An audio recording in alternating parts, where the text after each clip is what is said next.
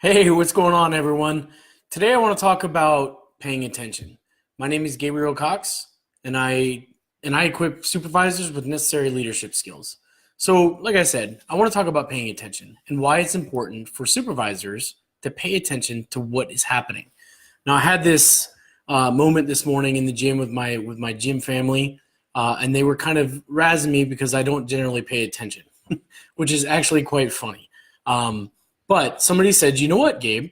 I love your videos. Why don't you do one on paying attention? To which, everybody started laughing. But with that being said, one thing I notice in the busy, busy world that we live in is people in general just are not paying attention. They are far too preoccupied with what they have going on. And I know that this is common knowledge. This is nothing new. I'm not changing the world with this one statement. But what I do want to bring to light here is the fact that it is so important for supervisors to pay attention, not only to their people, but to their boss as well. And it's important because if you think about the times that you've been into your boss's office and they were sitting there and they were typing away on their computer and not giving you the time of day, what level of care did you feel when they were doing that? Did you feel like they were listening to what they were saying? Probably not.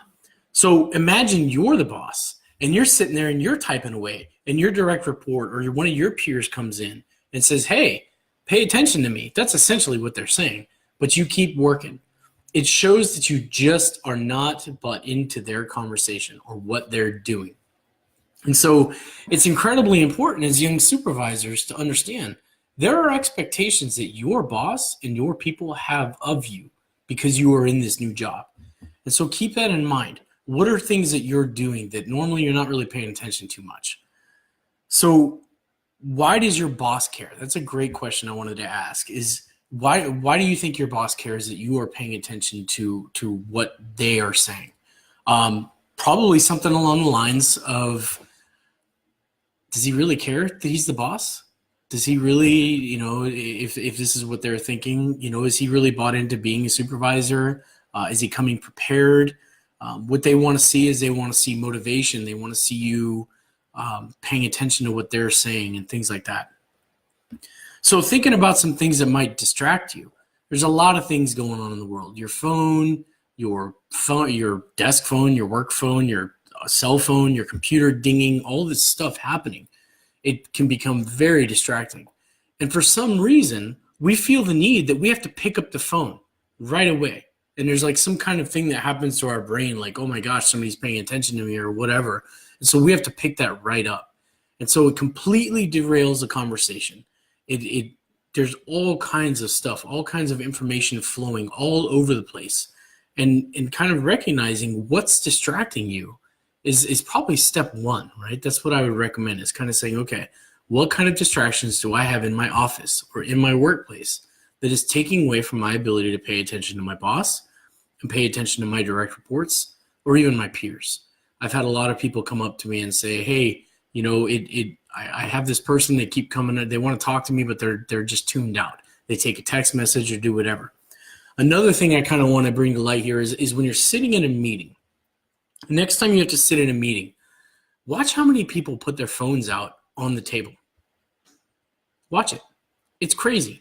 Every single time you sit down at a meeting, somebody's putting their phone on the table. And what message is that sending you? If you are the person who's presenting, what message is that sending you?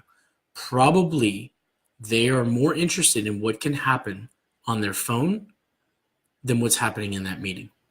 And so when I do training and when I do things like that, I often will have people just put their phones away, not on the desk. I would rather have it be in their pocket than on the desk. It's just a preference of mine. So when you're in a meeting, think to yourself, what am I going to do with my phone? Sometimes it's best not to even bring your phone. Now I get it.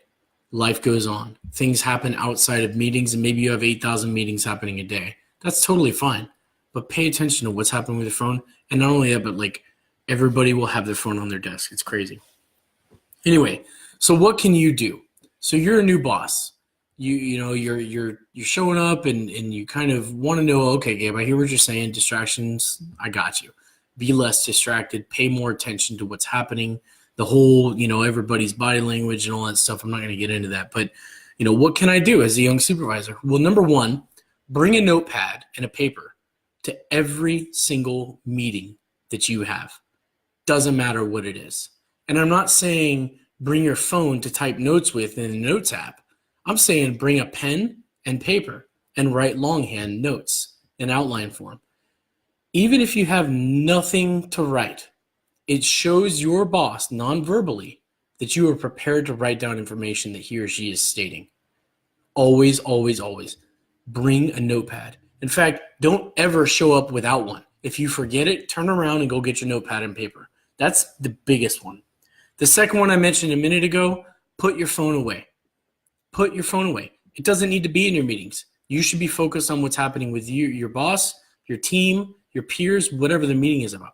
Put your phone away. And finally, stop. If somebody comes into your office or your place of work, stop what you're doing and pay attention to what they want. That way you could see the whole picture. You could see the body language. You could see that you can intuitively kind of see what is happening with them. And it really helps you. So with that being said, I hope you liked today's video. It was just something that popped up this morning with me, and I felt the need to kind of talk about it. I often struggle with this as well, so I kind of have used some of these steps to help me prepare. But if you liked the video, hit the like button. I appreciate you for joining me. If you are interested in learning more about what type of leader you are, please feel free to stop by my website, www.glcoxcoaching.com, and subscribe for your free resource. I'll be back again tomorrow to talk about something else. I'm kind of making this up as I go, but I really enjoy bringing this content to you. So I hope you all have a great day. Thanks. Bye.